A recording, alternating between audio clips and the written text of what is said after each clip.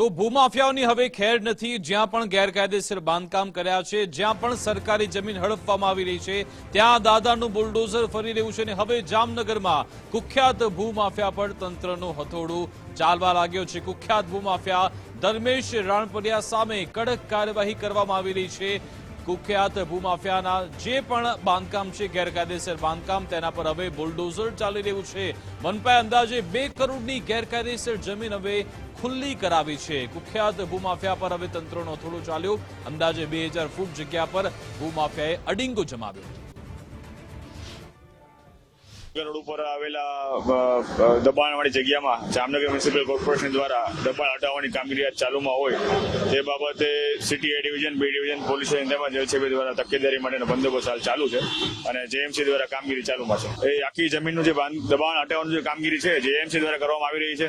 એમના દ્વારા અગાઉ ક્યારે નોટિસ અને કેટલી જમીન છે જેએમસી દ્વારા જણાવવામાં આવશે। 5 વર્ષ પૂર્વે જામનગરમાં જુદા જુદા ગુનાઓ આચરીને માથું ઉચકનાર જયેશ પટેલના ભાઈ એટલે કે ધર્મેશ રાણપરિયા સામે પોલીસે કાર્યવાહી શરૂ કરી છે। છેલ્લા 15 દિવસમાં ધર્મેશ રાણપરિયા સામે નોંધાયેલ વ્યાજ વટાવના 2 ફરિયાદ બાદ જે મહાનગરપાલિકા અને વહીવટી પ્રશાસન દ્વારા સર્વે કરવામાં આવ્યો હતો અને લાલપુર રોડ પર મહાદબાણ ખડક્યું હોવાનું સામે આવ્યું હતું। આ એ જોઈ શકાય છે, લાલપુર બાયપાસ રોડની આ જગ્યા છે, કરોડો રૂપિયાની કિંમતીની આ જગ્યા છે, કારણ કે રોડ ટચ જગ્યા છે કે જે જયેશ પટેલ કુખ્યાત એટલે કે જમીન માફિયા જયેશ પટેલના ભાઈ ધર્મેશ રાણપરિયાએ અહીં પચાવી પાડી હતી અને કન્સ્ટ્રક્શન ઊભું કરી દીધું હતું। આ જગ્યાની ગેરકાયદેસર માલિકીને લઈને મહાનગરપાલિકાએ આજે પોલીસને સાથે રાખી દબાણ હટાવ કાર્યવાહી હાથ ધરી છે। લગભગ 3000 ફૂટ જેટલી જગ્યામાં જે બાંધકામ હતું તે હટાવવામાં આવી રહ્યું છે। કહી શકાય છે કે કરોડો રૂપિયાની આ જગ્યા કહી શકાય અને હાલ મહાનગરપાલિકા દ્વારા આ જગ્યા ખુલ્લી કરવામાં આવી રહી છે। જોઈ શકાય છે લગભગ 3 જે બુલડોઝર છે જેસીબી દ્વારા હાલ કામગીરી ચાલુ છે। ચુસ્ત પોલીસ બંદોબસ્ત વચ્ચે આ કામગીરી કરવામાં આવી રહી છે, એટલે કે આ જગ્યા હટાવવામાં, જગ્યાનું દબાણ હટાવવામાં આવી રહ્યું છે। કેટલી જગ્યા છે, કેટલું દબાણ હતું, ક્યારે દબાણ કર્યું હતું, જેને લઈને આપણી સાથે જોડાયેલા જે એચઆર અધિકારી તેની સાથે વાત કરશું। દીક્ષિત સાહેબ, આજની કાર્યવાહી કેટલા સમયથી દબાણ હતું, કોનું હતું અને આજની શું કાર્યવાહી? આજરોજ જામનગર મહાનગરપાલિકા, જામનગરની એસ્ટેટ શાખાની ટીમ, ટાઉન પ્લાનિંગ શાખાની ટીમ, ફાયર શાખાની ટીમ તેમજ લાઇટ શાખાની ટીમને સાથે રાખી અને પોલીસ બંદોબસ્ત મેળવી રણજીત સાગર રોડ તરફ જતા રસ્તા ઉપર જે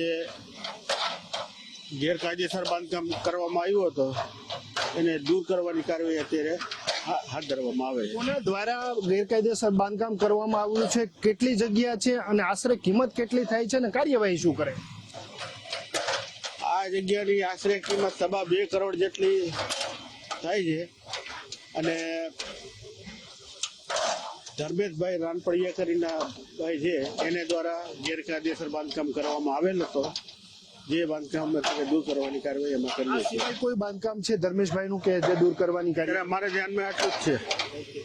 જોઈ શકાય છે એક સમયે જામનગરની જમીનો પચાવી પાડવામાં જે શખ્સ એટલે કે જયેશ પટેલને જે નામ ખુલ્યું હતું અને એ જ રોડ પર જે જમીનો દબાવી હતી એ જ રોડ પર ધર્મેશ રાણપરિયા એટલે કે તેના જ ભાઈએ જે જમીનો પચાવી પાડી છે, આશરે 2.5 કરોડની જમીનનું આ બાંધકામ છે તે મહાનગરપાલિકા દ્વારા હાલ જે છે ધરાશયી કરવામાં આવી રહ્યું છે અને આ જગ્યાને ખુલ્લી કરી સરકાર પોતાના હસ્તગત લેવાની કાર્યવાહી જે છે તે શરૂ કરાઈ છે।